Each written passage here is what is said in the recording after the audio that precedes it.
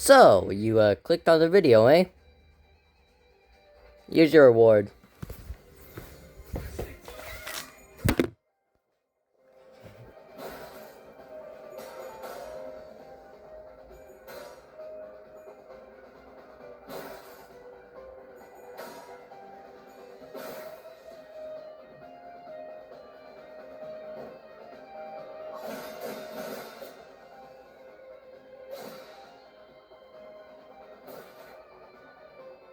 고작 이런 걸로 길이 끊어졌다고 생각하니?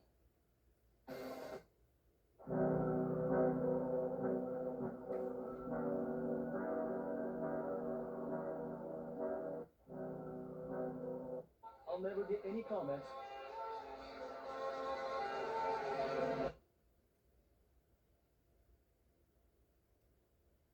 Everything's fine. Just calm down. Gaia, it's me. This fog's illusion magic. The confused one with their weapontron is Kuro, and the one zoning out across from him is Ho. He has a habit of freezing up when things get a bit crazy. So, one that poses the most danger is Rin. She's already in mid-chance. She has the power to turn us all into ashes instantly. The only peaceful way to stop a chanting magic user is... Rin, you get it, right? This is all an illusion. It's too bad she looks like a monster. Everything's fine. Just calm down. Gaia, it's me. This fog's illusion magic. The confused one with their weapontron is Kuro, and the one zoning out across from him is Ho. He has a habit of...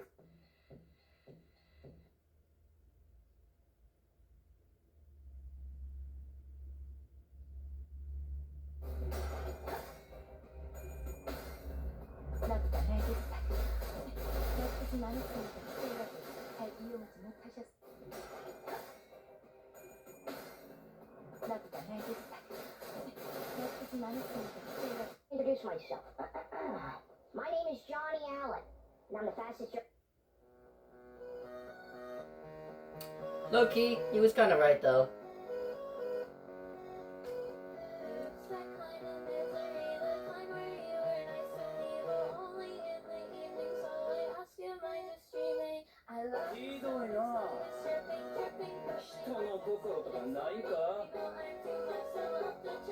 Mining fatigue and slow...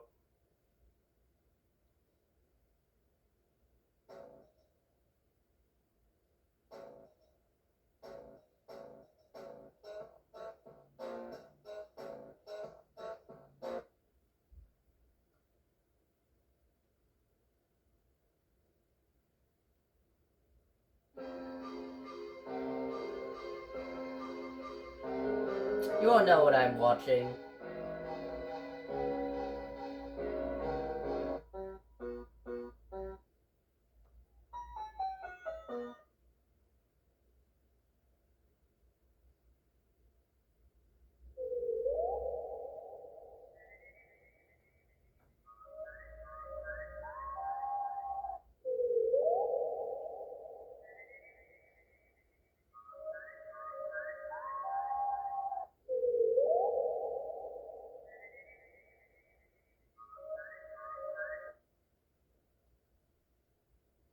You're gonna be very tasty in my tummy.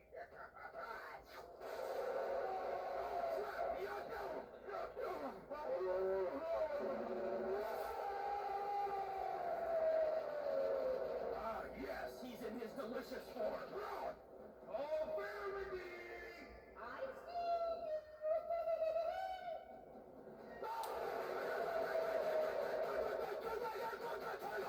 Step number 1 is complete. Moving on. What? Okay, I don't feel like destroying you today, so I'm just gonna click off that video, and you didn't hear anything, okay, guys?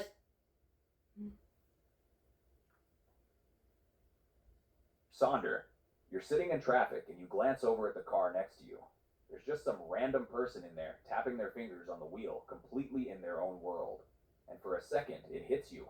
That person has an entire life, a childhood, a set of fears, an argument they've been replaying. Yes, everybody's had it.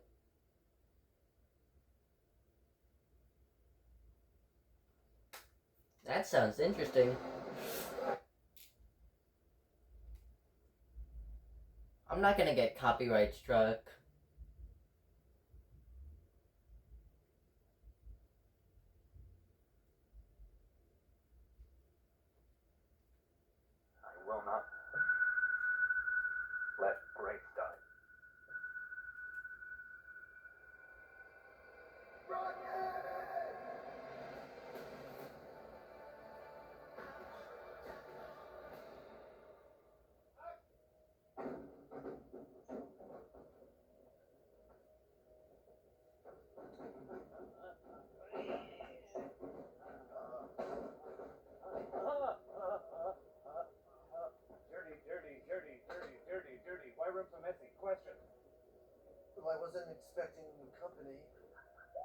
There's a character that looks like he's made of rocks named Rocky. How do you create a personality without face?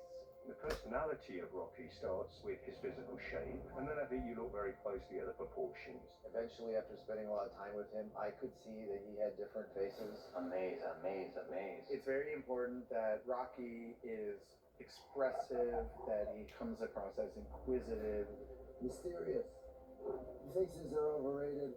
We wanted a sense of Rocky coming from a culture. And we added a bunch of details onto him. The paintwork and the artwork was incredibly challenging. We gave him tattoos and markings, like a mission patch that's carved into his body. That was our way, basically, of giving him an outfit. Is special clothing for celebration. Wow. It became very obvious that there was some real spirit and joy in that little amazing alien. Rocky is so beloved by so many. Finding the spirit of Rocky's voice was really important for all of us as filmmakers. If we're going to save our planet, we have to learn how to communicate.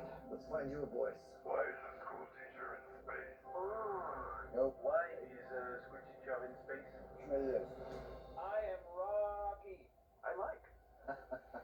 I was so stoked when I saw Rocky for the first time. I was like, oh, this is so cool. But we still had to find the perfect voice. James Ortiz was the lead puppeteer and voicing Rocky on set. That's why we make a good team, Rock. When it came time to figure out who the voice for the movie would be, we didn't have to look anywhere because James was Rocky. Grace, friend, playing Rocky has been the most extraordinary experience. I was alone on camera for many months, but James was always there as Rocky. There's a lot of love for this character, so I really wanted to honor him. He really did become that voice for me, like Rocky was for Grace. Physically making Rocky and using puppetry, it helps you believe in Rocky. Neil Scanlon and his team dove right in, giving it a lot of realism and a lot of details. We had two versions of Rocky, an animatronic version and a puppeteerable version.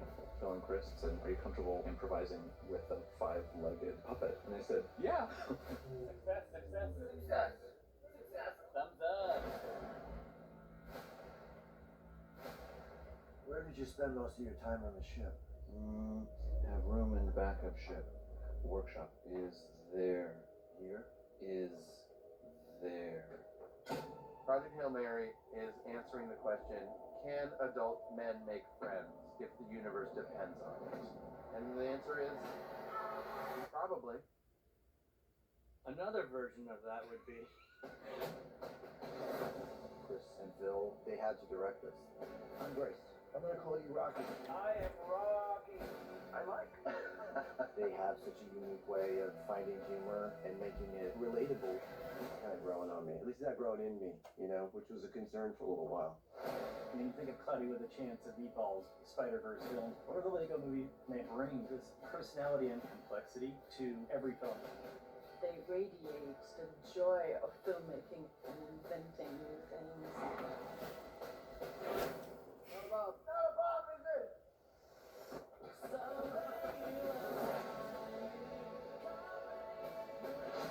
stories about friendship are attractive to us because we're living it every day. Our contribution to the movie comes from our conversation with one another, and it winds up creating things that neither one of us would have thought of in the first place. It is. At least Safelight can come to you for free. They can come to me for free? That's right. SafeLight can come to you for free, so you can get your windshield fixed. I'm just gonna go grab my laptop. For free local service, go to safelight.com. SafeLight Repair, SafeLight Replace. Alright, we'll get back to you. Awesome. Thanks, Ben. Bye. Love you. Bye. I need to do math anyways. Dr. Grace, the world is counting on you. Andy Weir's Project Hail Mary is one of the best-selling sci-fi novels of the last decade. So, when Ryan Gosling signed on to bring Bride and Grace to life, book fans had one burning question: can they get it right? Well, from the early buzz, it's safe to say that the critics and audience both are loving it. And honestly, if you ask me, it's pretty faithful. But pretty faithful is not the same as perfectly faithful. Directors Phil Lord and Christopher Miller had to squeeze a 496-page novel into a 156-minute film, and something had to give. So today, we're breaking down every single change, big and small, that was made in the book to film process. And trust me, some of those will surprise you. Let's begin. Grace remains involved instead of returning to teaching. If we look at the story of the novel chronologically, then Ryan Grace is recruited into the study of astrophage, primarily because he challenges the very idea that extraterrestrial life requires a traditional Goldilocks zone. But soon, his assumption is proven wrong, and it becomes clear that the aliens consuming the sun are water-based. Now, in the film, this is a huge turning point for Grace, who immediately gets engaged in the project and refuses to be dismissed. However, in the book, Grace steps back after the revelation and returns to his role as a teacher. It is only after he realized that his students represent a generation who is at a great risk from the upcoming crisis that he decides to rejoin the mission. That gave his choice a stronger moral and emotional foundation, but the makers decided to keep the story linear and made Grace immediately hop on the operation. The film removed the coma resistance gene plotline. Okay, this one's a major change. The coma resistant gene played a significant role in Grace joining the mission. In the novel, we had chalked out the journey to Tau Ceti, requiring astronauts who would have to spend years in induced comas because Tau Ceti is some 12 light years away. Also, One of the things that two-way frequency tables help us to do is organize and interpret data. So down here, for example, I've got a data table and it's giving me information about two airlines. Oh, hey, a different teacher again. Whether or not they were early, on time, or late for 60 flights. Now we know, or we Alright, for example, I'm gonna move you so you can watch my math. For example, the relative frequency of airline A being on time is 34 over the total 120. We can ask a more interesting question. It's a little bit like a riddle. And it's, if I know... Here mayhaps. Airline A or airline B? Well, that's the fact. We're going to ask, how is data in a two-way table analyzed to determine if there's an association No, I'm just between gonna... variables? Let's take a look.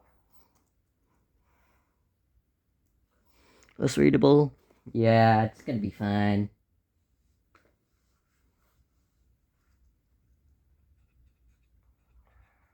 This lesson, we're going to focus on these goals. In particular, we're going to focus on displaying and analyzing data using something called a conditional relative frequency table.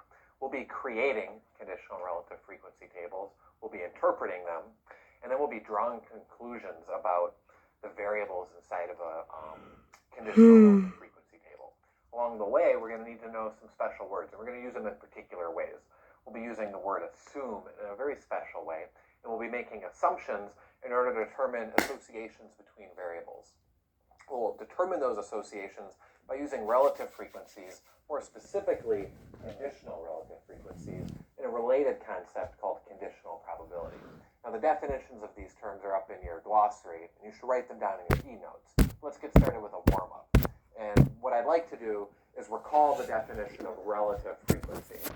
Remember that it's the ratio, the number of times an event occurs, to the total number of data points. So down here what I've got is a data table about student absences, right? We can see present, absent, and we see grade over here. And I ask, what is the relative frequency of 9th graders who are absent, okay? Well, to do that, we'll have to find the joint frequency for 9th graders and absent. So that's just the intersection between the row and column. I get 6. I will divide that by the total number of data points, that's 120. And when I do this work, I'll get 0.05, which is equal to 5%. And you see I've got this relative frequency represented as a fraction, a decimal, a percent, and that's possible because it's a ratio. What you can do now is you can take this information and practice finding relative frequencies on your own. Okay. So divide that by the total. Okay. Find the relative frequencies using the data in the table.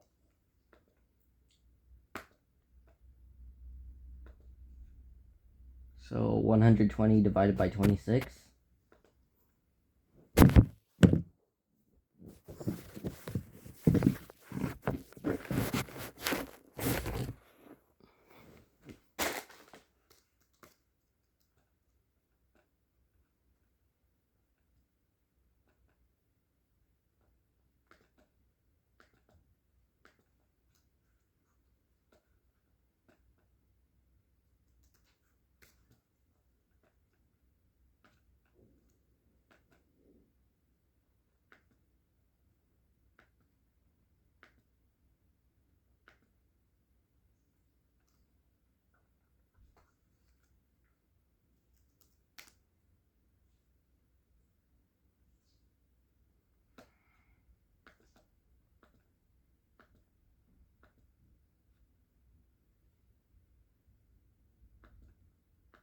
Okay.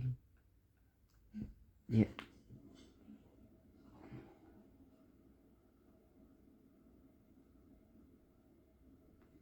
Seventh graders. Oh.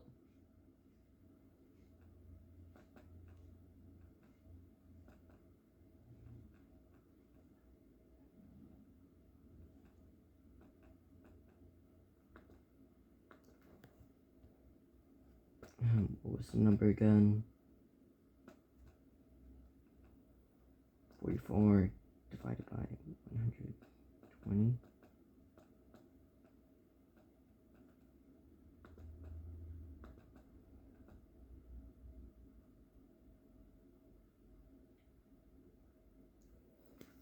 Okay.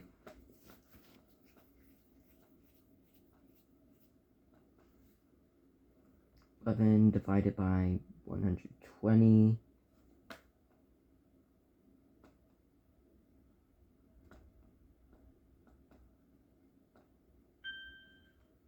In this lesson, you will learn about conditional relative frequencies.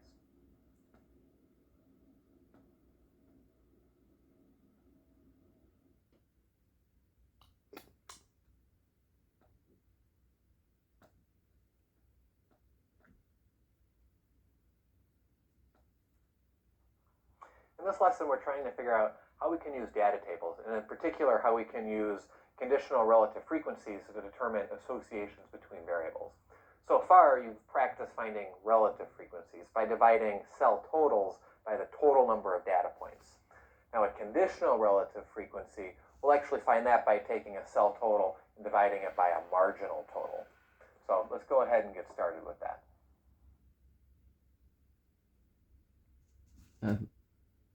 Okay.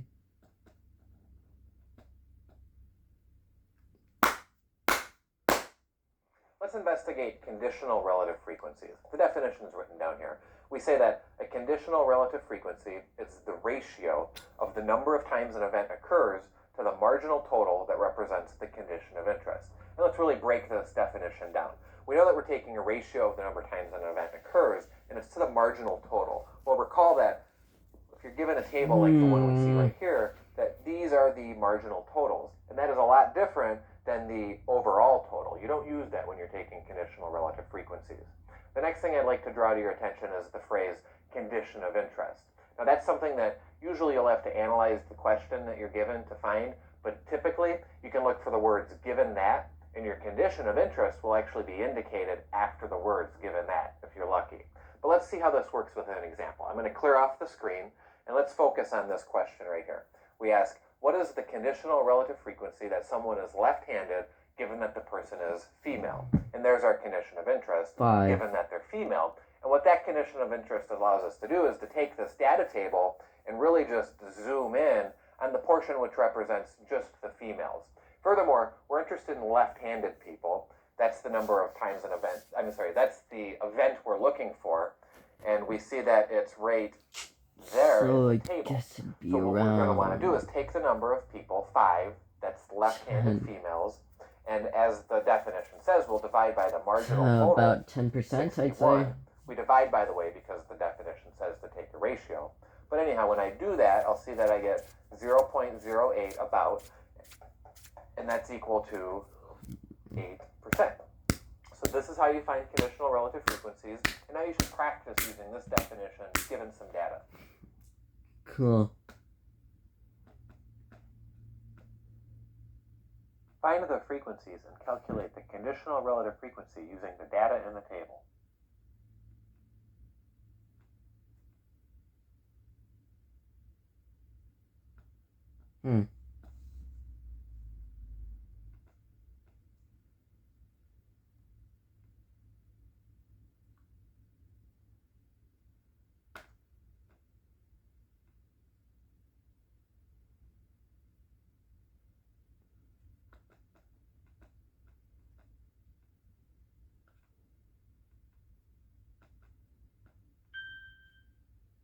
Next, learn how to create a conditional relative frequency table.